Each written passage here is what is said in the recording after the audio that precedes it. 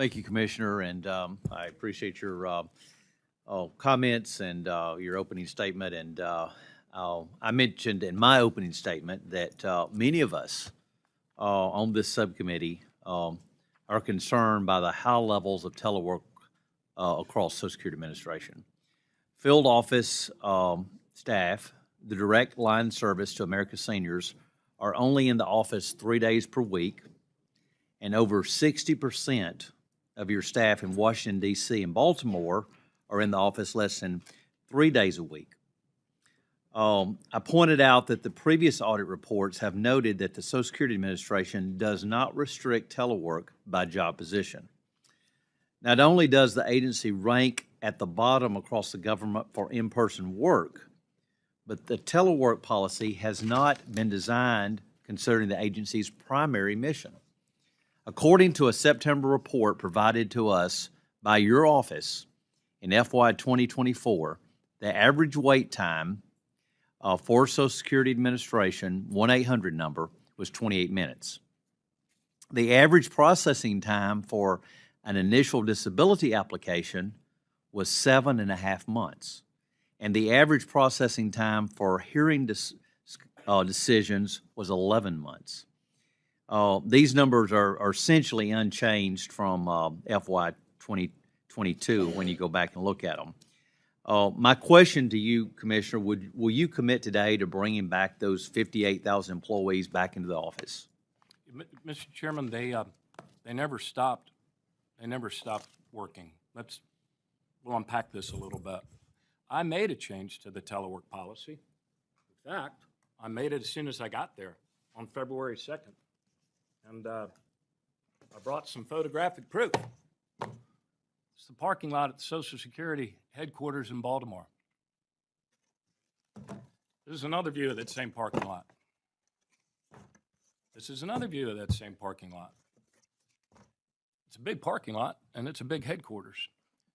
And the Federal News Network at the time of that change said that perhaps Social Security has set the new balance in this post-COVID world where people compete based on wages and health benefits and also a work-life balance.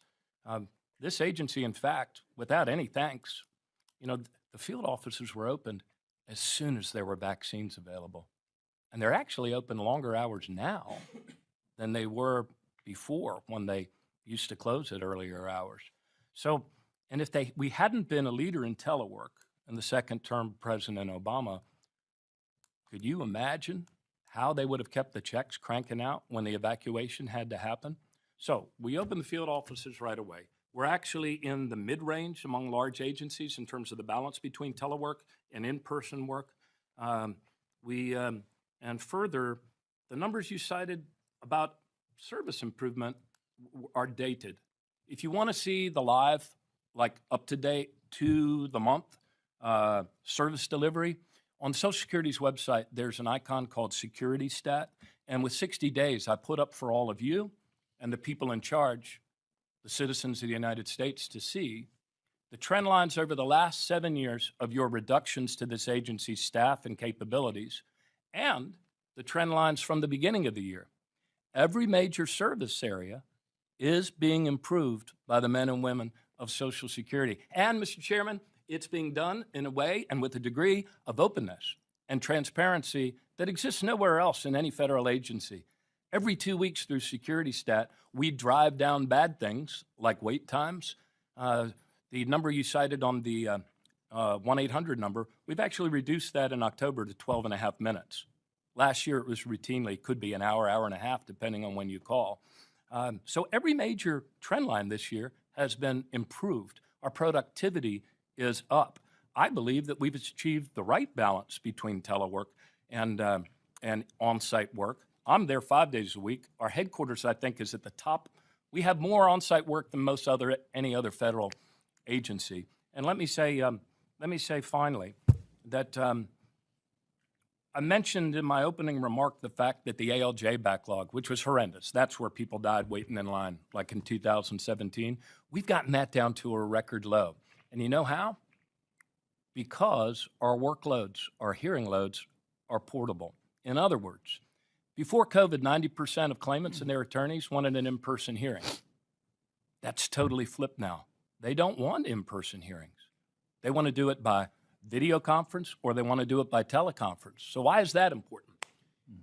Because it allows people wherever they are to attend the hearing telephonically or by video.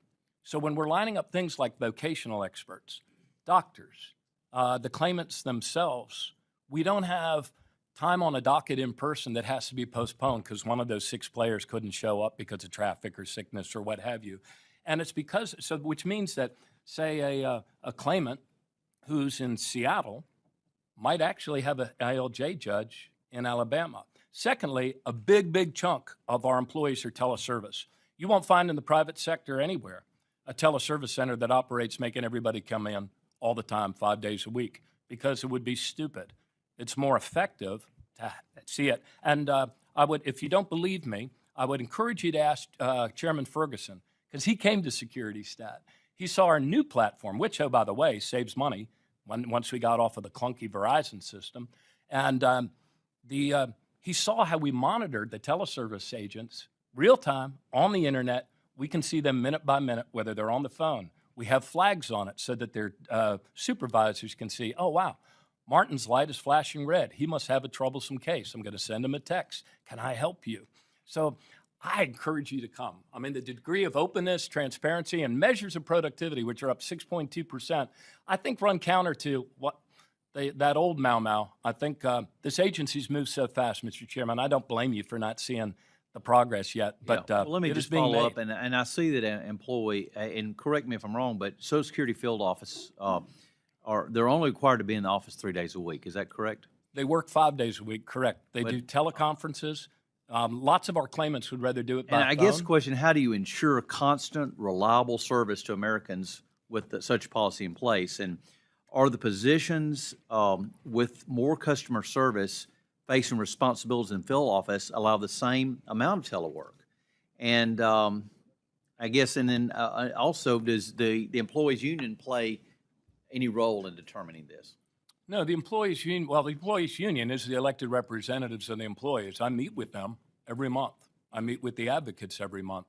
I meet with my command staff around the city security stat table every 2 weeks on a rotating basis and have since I first went there. So I meet with everybody regularly because that's how I get the feedback to know whether the things we're doing are working or not working.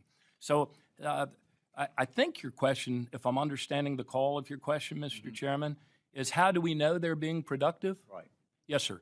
All of the main lines of service that we provide as Social Security Administration are online for everyone to see. Help me out with that tab. I've got open data that could choke a donkey.